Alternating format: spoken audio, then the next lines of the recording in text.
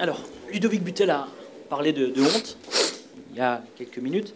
C'est un sentiment que vous partagez également avec vos joueurs? Sur la deuxième mi-temps, oui, c'est clair. Ouais. C'est pas la honte, mais c'est d'avoir lâché comme ça, quoi. Je veux dire, sur la première mi-temps, on était bien en place, on avait réussi à faire ce qu'on voulait.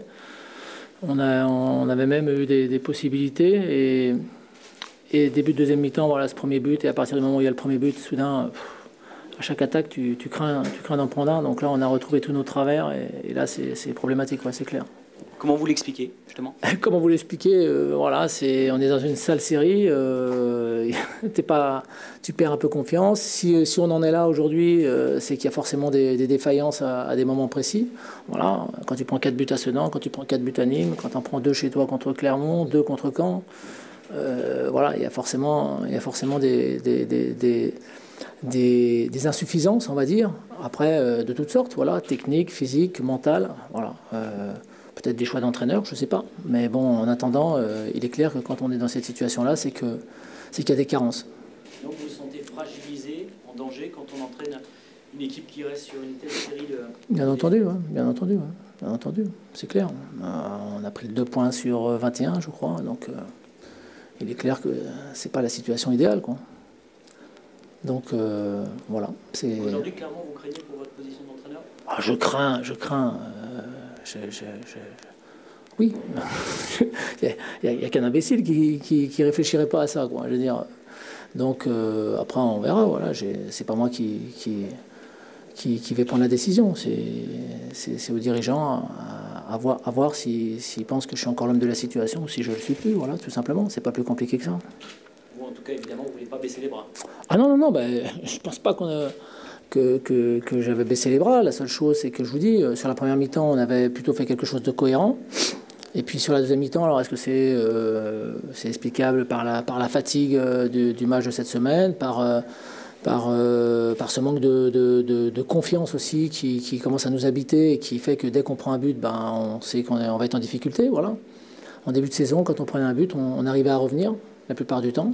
Et là, au du moins, on faisait tout, on mettait tout en œuvre pour revenir avec des possibilités. Et là, depuis 2 mois, on n'arrive plus du tout à mettre ça en place, quoi. Donc ça, c'est vraiment problématique, quoi. C'est le discours qui a du mal à passer ou c'est vraiment le manque de confiance de vos joueurs? Vous me posez une question où je suis pas forcément le mieux placé pour répondre. Voilà, moi, je sais qu'on n'a plus la même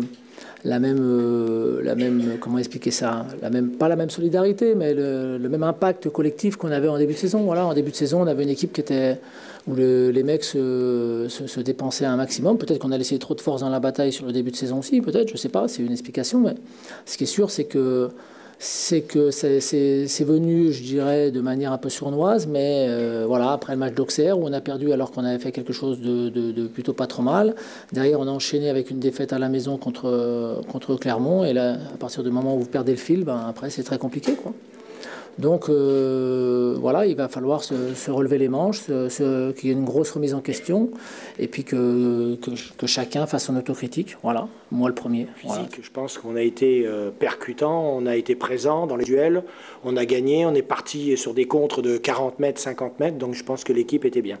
Quand on fait preuve d'une telle efficacité offensive, on peut regarder un peu plus haut au classement, vers les premières moitiés du tableau, en tout cas sûr, peut-être mieux encore. Alors, bon, notre objectif, naturellement, on en avait parlé avec le président, c'est d'essayer de ne pas jouer toute la saison le maintien. Donc c'est sûr que pour nous, entre 8 et 12, ça serait l'idéal, en sachant qu'aujourd'hui, il n'y a pas beaucoup de différence entre l'équipe qui est 17e, 18e, et puis une équipe milieu de tableau.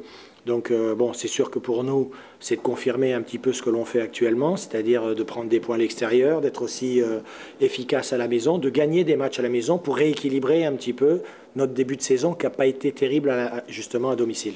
Alors l'Avignon prend un but en seconde période et puis baisse les bras. Derrière, vous avez été surpris par cette attitude? Non, mais vous savez, aujourd'hui, il y a une équipe qui est en grosse difficulté en championnat.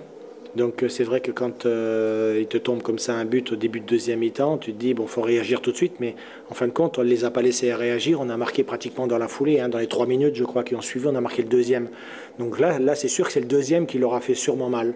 Bon, après, on est sûr qu'on a géré, et puis bon, c'est vrai qu'il y avait peut-être moins d'envie chez eux, et puis chez nous, on était euphorique, donc chaque fois qu'on plaçait un contre, on pouvait les mettre en difficulté, et c'est ce qui s'est passé sur le troisième but.